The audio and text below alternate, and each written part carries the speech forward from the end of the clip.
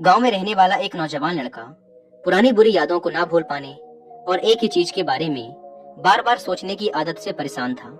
अगर उसे कोई कुछ कह देता या फिर उसके साथ कुछ थोड़ा सा भी गलत हो जाता तो वो बस उसी एक घटना के बारे में पूरे दिन सोचता रहता। वही बात उसके दिमाग में हर समय घूमती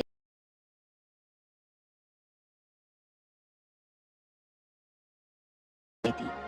फिर वो या तो अपने साथ हुई किसी बुरी घटना के लिए अपनी किस्मत और भगवान को कोसता रहता या फिर अपने मन में उस इंसान से बदला लेने के ख्याली पुलाव बनाता रहता जिसने उसे कुछ कह दिया था या उसके साथ कुछ गलत किया था।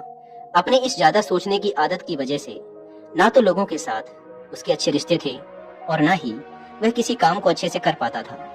वह हर समय तनाव व मानसिक अशांति की स्थिति में रहता। उसकी ऐसी हालत को देखकर उसके एक मित्र ने उसे सलाह दी कि यहाँ पास के ही एक बौद्ध मठ में एक जैन मास्टर रहते हैं, तुम उनके पास जाओ, वो तुम्हारी इस मानसिक समस्या का कोई न कोई समाधान अवश्य बता देंगे।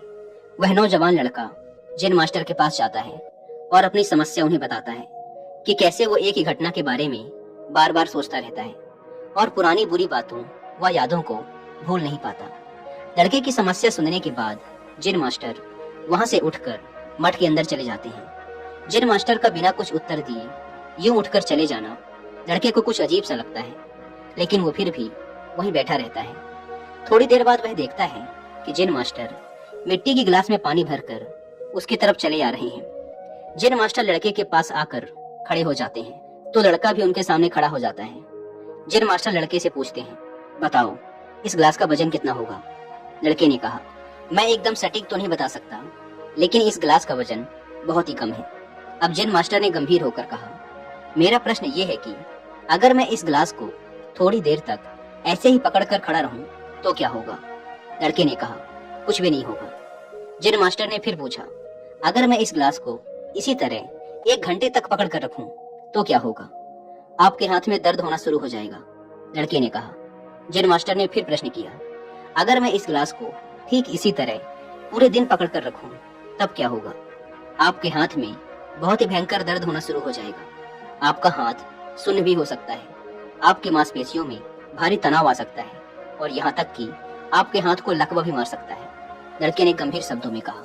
जैन मास्टर ने कहा, बहुत बढ़िया, लेकिन क्या इस दौरान ग्लास का वजन बदला? लड़के ने कहा, नहीं, वजन तो नहीं बढ़ा। तब भला हाथ में दर्द और मांसपेशियों में तनाव क्यों आया? जैन मास्टर ने पूछा। बहुत समय तक पकड़े रहने के कारण, लड़के ने जवाब दिया। जैन मास्टर ने फिर प्रश्न किया, अब इस दर्द से छुटकारा पाने के लिए मैं क्या करूं? ग्लास को नीचे रख दीजिए। लड़के ने कहा। जैन मास्टर ने कहा, बिल्कुल सही, और जीवन की परेशानियां भी कुछ इसी तरह होती हैं। इन्हें कुछ देर तक अपने दिमाग में रखिए और लगेगा कि सब कुछ ठीक है। उनके बारे में ज्यादा देर तक सोचिए और आपको पीड़ा होने लग जाएगी, और इन्हें और भी देर तक अपने दिमाग में रखिए, फिर ये आपको अशांत व पागल करने लग जाएंगी और आप कुछ भी नहीं कर पाएंगे। जैन मास्टर ने लड़के की तरफ इशारा करते हुए कहा, अपने जीवन की पिछली गलतियों और घटनाओं के बारे में सोचना जरूरी है, लेकिन उससे भी ज्यादा जरूरी है उनसे सीखकर आगे बढ़ना। अगर तुम एक ही बात को पकड़कर बैठे रहते हो तो ठीक उस गिलास की तरह ये भी तुम्हारे जीवन में दर्द पैदा कर देगा। अगर तुम आज अपने अतीत को लेकर बैठे रहते हो तो ये आज भी तुम्हारे हाथ से निकल जाएगा और फिर तुम भविष्य में इसके लिए पश्चाताप करोगे। तुम अपने अतीत के लिए जैसा इंसान बनना चाहते हो या फिर जिन गलतियों के लिए पश्चाताप कर रहे हो, तो तुम आज से ही वैसा इंसान बनने का प्रयास करो और कोशिश करो कि आज तुम वैसी गलतियां ना करो जिसके लिए तुम्हें भविष्य में पछताना पड़े। इसलिए चिंता करना बंद करो और अपने आज के कर्मों पर ध्यान दो, क्योंकि चिंता व्यक्ति को उसकी चिता तक ले जाती है। दोस्तों, चिंता करने की आदत को छोड़कर एक खुशहाल जीवन कैसे जिया जाए, इस पर विश्व प्रसिद्ध लेखक डेल कार्नेगी ने एक बहुत ही अच्छी किताब लिखी है जिसका नाम है how to stop worrying and start living, यानी चिंता छोड़ो, सुख से जियो।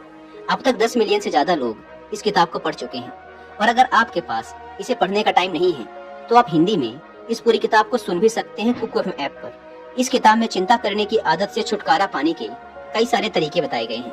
मैंने भी इस किताब को 2 बार सुना है, और अगर आप चाहें तो आप भी कुकू एफएम को डाउनलोड करके ये किताब और ऐसी ही हजारों किताबों को ऑडियो फॉर्म में सुन सकते हैं, वो भी अपनी मनपसंद लैंग्वेज में।